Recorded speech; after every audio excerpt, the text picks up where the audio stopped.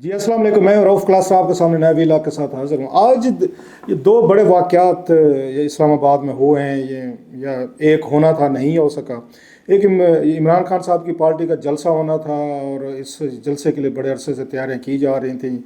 खान साहब को भी बड़ा दबाव था, उनकी पार्टी के उनके जो सर्कल्स हैं वो भी कोशिश करना चाह रहे थे कि खान साहब की रिहाई के लिए एक मुजाहरा किया जाए या एक इसकी बड़ी गैदरिंग की जाए, जलसा किया जाए, ताकि पूरी दुनिया को और यहाँ के पाकिस्तानी मीडिया या इस्टेब्लिशमेंट इन सबको थोड़ा सा एक इनको मैसेज दिया जाए कि जनाब के आज भी इमरान खान साहब की जो फॉलोइंग है वो मौजूद है और बड़ी तादाद में मौजूद है। Still he is the most popular leader in Pakistan, चाहे उनको जेल में भी उन्होंने क्यों ना रखा हुआ। सो वो एक इसके पीछे बड़ा एक मैसेज था जो देना चाह रहे थे, और आज उनका जलसा नहीं होने दिया गया। किन हालात में नहीं होने दिया गया? रात भर इस्लामाबाद पुलिस जो कहाँ कहाँ पे छापे मारती रही है, लिस्टें आई हैं, एक बड़ी लंबी इसके पीछे एक कहानी है कि जब से उन्होंने जलसा का ऐलान किया था उसके बाद यहाँ इस्लामाबाद की जो एडमिनिस्ट्रेशन है वो एक्टिव हुई थी, और भी कुछ इसके मामलात हैं जो आपके साथ इसको डिस्कस करते हैं कि अब पीटीआई क्या करेगी। उन्होंने जलसे को खुद ही उन्होंने जनाब इसको कैंसिल करने का ऐलान किया। सो इसमें ज़रा बात करते हैं कि ये जलसा होने ना होने का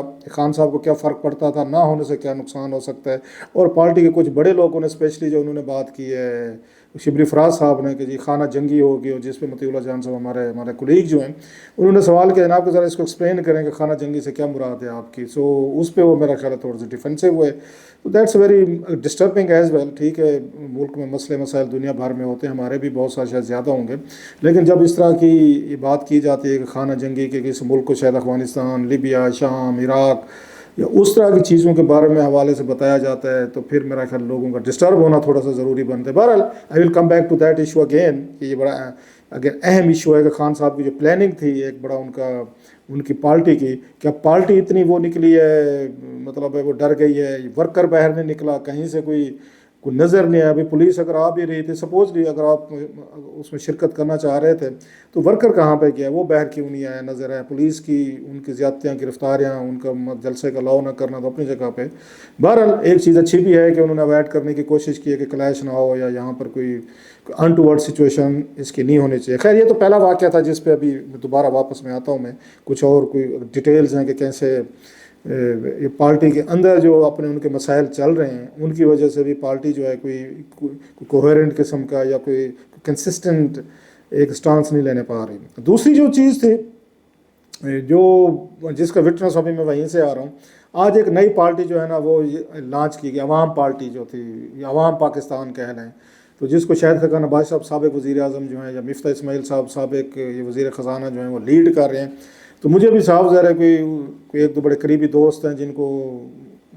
जिनकी तरफ से इन्विटेशन आई थी। बताया गया था यूजुअल तौर पर शायद ये मीडिया इवेंट था, लेकिन लोग भी वहाँ पर ये आए हुए थे, और बकौल शायद खकान अब्बासी साहब के कि इनमें से किसी को भी नहीं बुलाया गया, लोग खुद ही आए हैं। आई डोंट नो कि लोग खुद कैसे आ जाते हैं कि, और वो भी एक उन्होंने कहा हम में से जितने लोग भी इस हाल में मौजूद हैं तो ये सारे के सारे खुद हैं, वो पार्टिसिपेट करना चाहते थे, और हम में से किसी ने उनको नहीं बुलाया। इवन उन्होंने स्टेज पे जो लोग बैठे हुए थे उनके साथ मुख्तलिफ सूबों से उनके बारे में ये कहा कि हमने किसी को नहीं बुलाया, ये खुद ही आ गए और खुद ही हमारी पार्टी में शामिल होना चाहते। सो मैं भी वहाँ पे मौजूद था, और भी कुछ दोस्त जैसे मैंने कहा मीडिया इवेंट्स और लोगों को बुलाया हुआ था। तो वहाँ पे तकरीरें भी की गई और मैंने 3-4 वहाँ पे तकरीरें सुनी। महताब अब्बासी साहब थे, मिफ्ता इस्माइल साहब थे, और शाहिद खकान अब्बासी साहब थे, ज़फ़र मिर्ज़ा साहब थे जो इमरान खान साहब के एडवाइज़र एंड हेल्थ रहे हैं। अब इन 4 लोगों की मेन स्पीचेस थी वो भी सुनी है, तो एक तरह का आई विटनेस अकाउंट है। तो जो आपको अगरचे उन्होंने इसको क्लियर कर दिया शाहिद खकान अब्बासी साहब ने कि ये कोई पब्लिक इवेंट नहीं है, कोई मतलब है कि हम जलसा नहीं कर रहे जिस पे लोगों की बड़ी तादाद होनी चाहिए थी, लिहाजा कोई वो आपको जोश जज्बा नज़र नहीं आता था। मजमा बैठो, कोई नारे होते हैं, कोई थोड़ा सा पार्टी का एक थोड़ा सा कोई शोर शराबा होता है, या कोई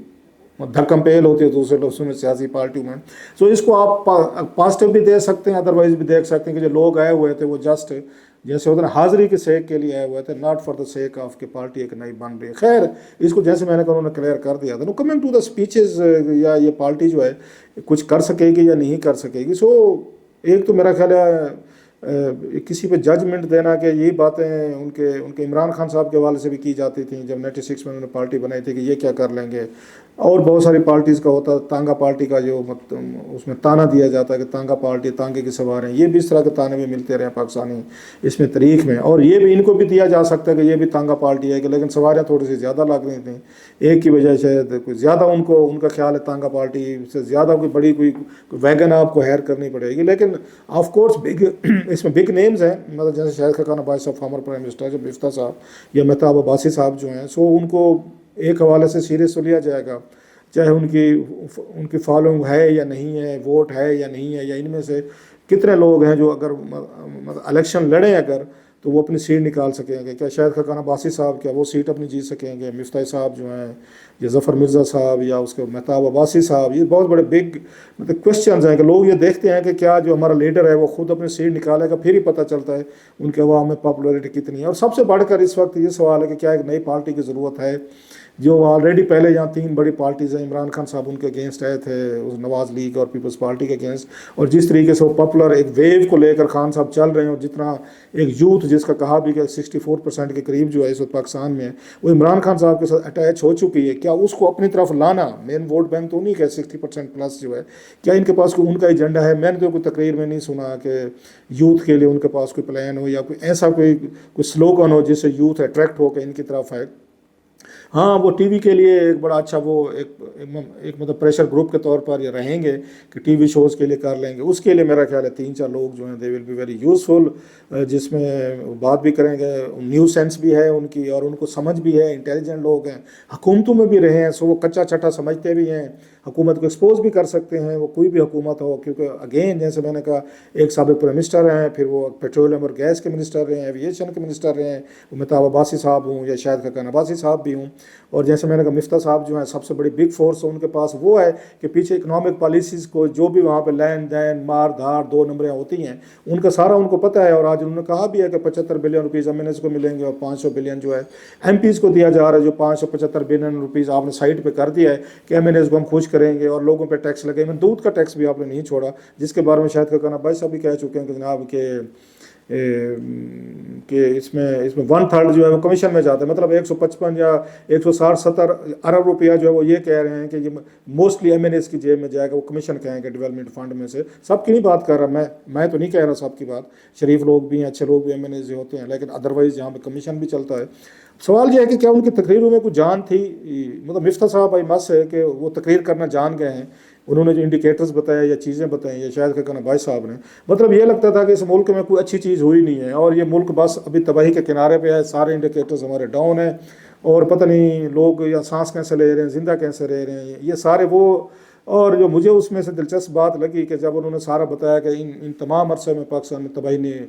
تباہی بربادی اور پتہ نہیں کیا کچھ ہو چکا ہے، کیونکہ جب تک یہ بات آپ نہیں بتا، میں آپ کو کوئی تباہی بربادی کی کہانیاں نہیں سناؤں گا، آپ بھی اٹینٹیو نہیں ہوں گے، میری بات نہیں سنیں گے، انسان ڈرتا ہے نا تھوڑا کو ڈرایا جائے، مطلب یہ بڑا ضروری ہوتا ہے، فیئر جو ہے نا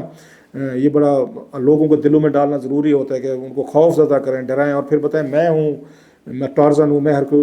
ہرکولیز ہوں جو آپ کو، یا میں ایک مسیح ہوں، میں ہیرو ہوں جو آپ کو ان تمام مشکلات میں سے نکالے گا، پہلے ڈرائیں پھر بتائیں کہ میں آپ کو نکال سکتا ہوں اگر آپ یہ میرے پیچھے لگ جائیں، یہ لیڈرشپ کا یا دنیا بھر میں سیاستدانوں کا یہ طریقہ کار ہوتا ہے۔ جو مجھے انٹرسٹنگ چیز لگی، جیسے میں نے کہا کم از کم 4 لوگ تو حکومت میں تھے جو اسٹیج میں بیٹھے، شاہد خاقان عباسی صاحب تھے،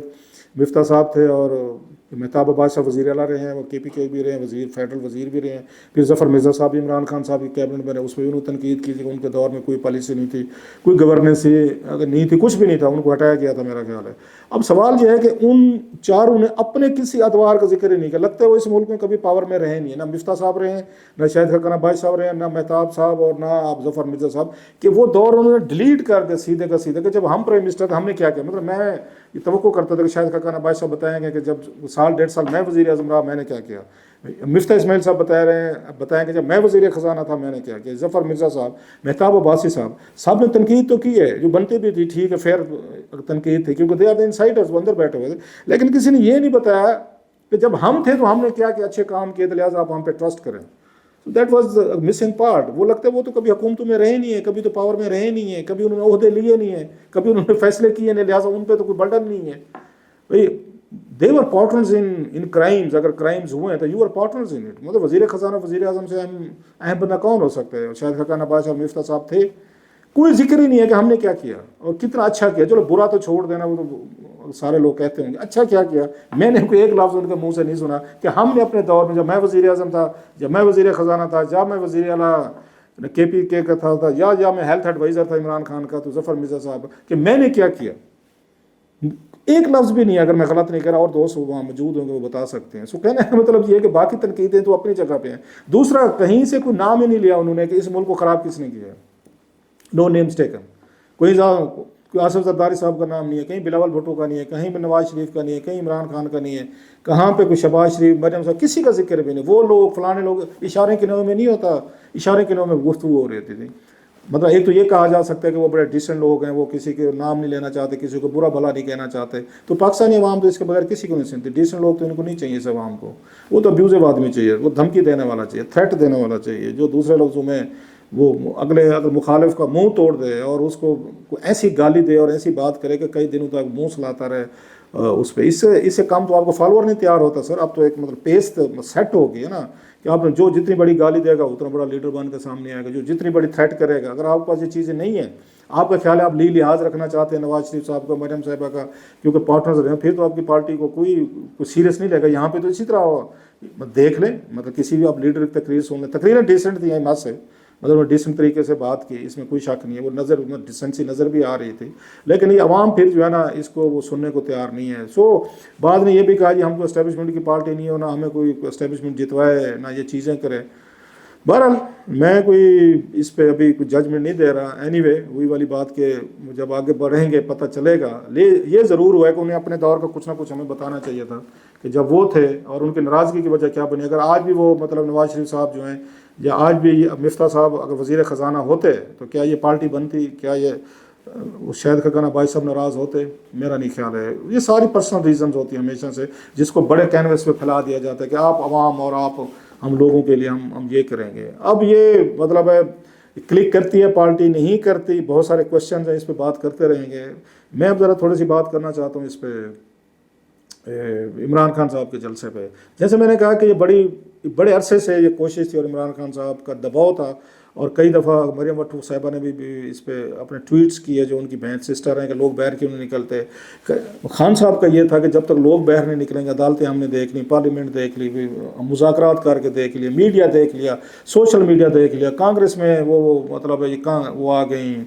ایک قراردادیں آ گئی, اس کے باوجود ابھی تک مجھے جیل سے رہائی نہیں مل رہی. سو ان کے ذہن میں جو اب تھا کہ جس طرح کا پیس ہم نے بنایا, جب تک جلسہ نہیں ہوگا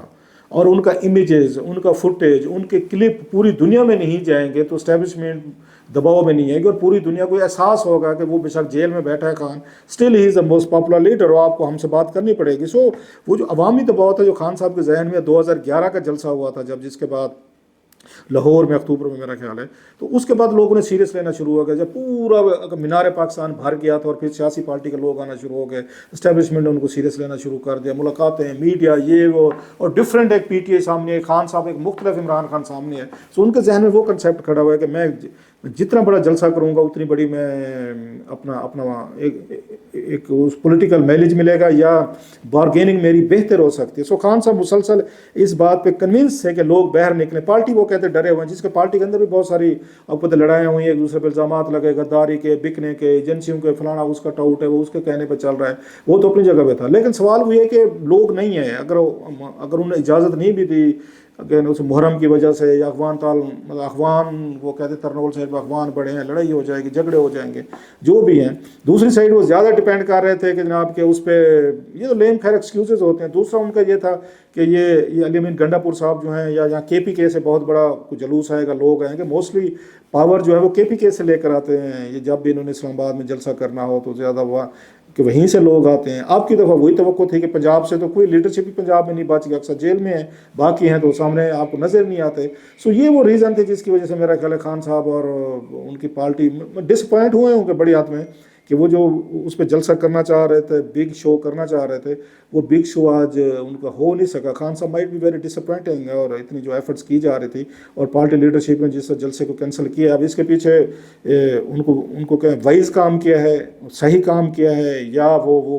تو وہی کہیں گے کہ وہ ڈر گئے ہیں، انہوں نے رزسٹ نہیں کیا. بہرحال وہی والی بات، پارٹی اس ان معاملات کو بہتر جانتے ہیں، اس کو کیسے ہینڈل کرنا ہے. اب دوبارہ نیا جلسہ کرنے کے لیے کیا نئی ایفرٹس ہوں گی، خان صاحب پھر کیا اس پہ اپنی پارٹی کو ہدایات دیتے ہیں، یا پارٹی خود کیا کرتی ہے، یہ آنے والے دنوں میں دیکھتے ہیں.